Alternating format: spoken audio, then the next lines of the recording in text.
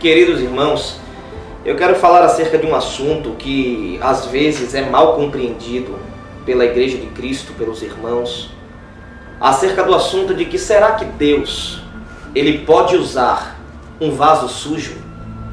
Será que Deus ele usa um vaso imundo? Alguém que esteja em pecado, será que é usado por Deus? Ou será que apenas um homem santo, em santidade, pode ser usado pelo Senhor?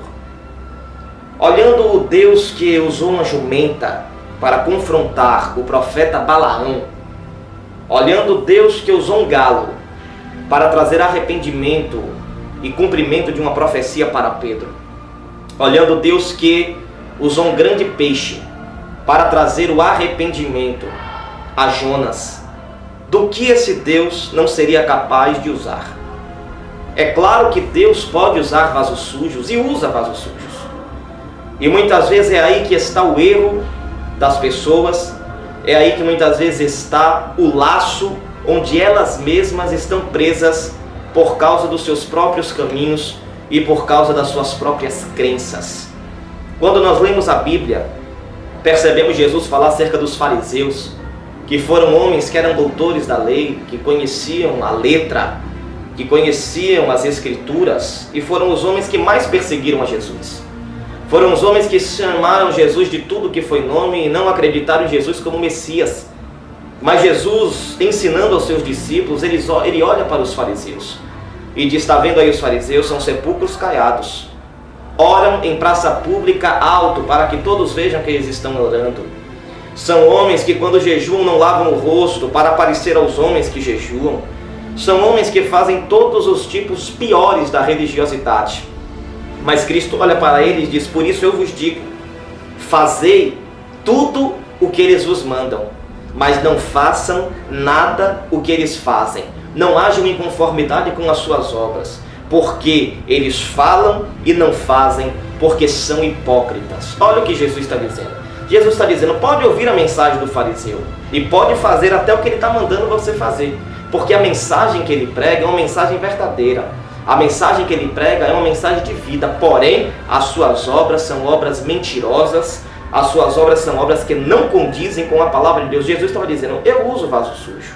Quando nós lemos a Bíblia, Moisés, lá no deserto, Deus chama Moisés e diz: Moisés, fale com a rocha e mande ela dar água, porque o povo está murmurando e está precisando de água. Só que Moisés está virado.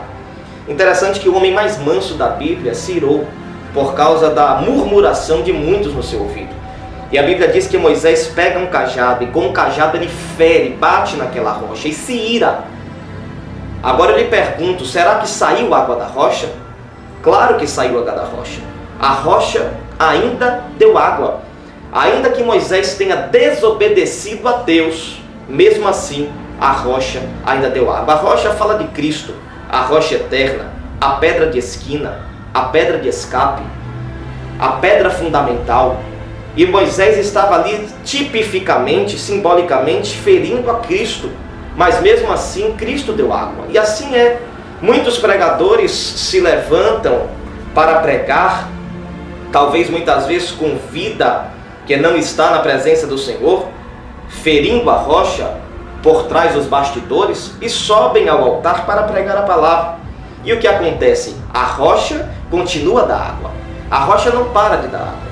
Acontece batismo com o Espírito Santo. Acontece salvação, quebrantamento. Pessoas são libertas, são livres. Os oprimidos são libertos. Os angustiados são aliviados. Por quê? Porque a rocha está dando água. E a rocha não vai parar de dar água. Por quê? Porque o compromisso da rocha é com aqueles que estão ouvindo a palavra de Deus. Ainda que aquele que estiver pregando ache que está pregando e Deus está provando a conduta dele, Deus sabe que Deus só está manifestando por misericórdia aqueles que estão ouvindo. Sansão se envolveu com prostituta e o texto diz imediatamente que na outra noite, no outro dia, ele estava carregando os pesados portões de Gaza que pesavam toneladas. Isso foi imediatamente na mesma noite. Depois da meia-noite ele se envolveu com prostituta. Depois da meia-noite ele sai e carrega os portões fechados, os portões pesados de Gaza, porque queriam prender ele lá. O que é que se espera de um homem que se envolveu com prostituta, um homem cheio do Espírito Santo. Se espere que ele não consiga fazer mais nada. Mas o que aconteceu foi justamente o contrário. Ele conseguiu fazer, pela força do Espírito Santo, carregar portões pesados de Gaza. Interessante é que a parábola do semeador, ela fala de uma boa terra, ela fala de uma boa semente, mas ela não fala de um bom semeador. Ou seja, existiu boa terra, existiu boa semente, que é Bíblia, que é palavra de Deus. Não interessa se o semeador é bom, se o semeador é ruim. Vai dar fruto, porque a terra é boa e a semente é boa, então vai dar fruto, independente do semeador. O problema é que o coitado do semeador pensa que é por causa dele. E aí ele vai se enveredando nesse laço, ele vai a cada dia mais se enveredando no caminho da tortuosidade, da pecaminosidade. O seu coração começa a se endurecer. Entra Provérbios. O homem que muitas vezes é repreendido e que endurece a sua cerviz, a parte posterior do pescoço, a nuca, endurece a sua cerviz, não quer se inclinar, não quer mostrar que está errado. A Bíblia diz: esse homem será destruído de repente, sem que haja cura. O coração dele petrifica e agora ele não consegue mais ouvir a voz de Deus, não consegue mais ser guiado pelo Espírito Santo.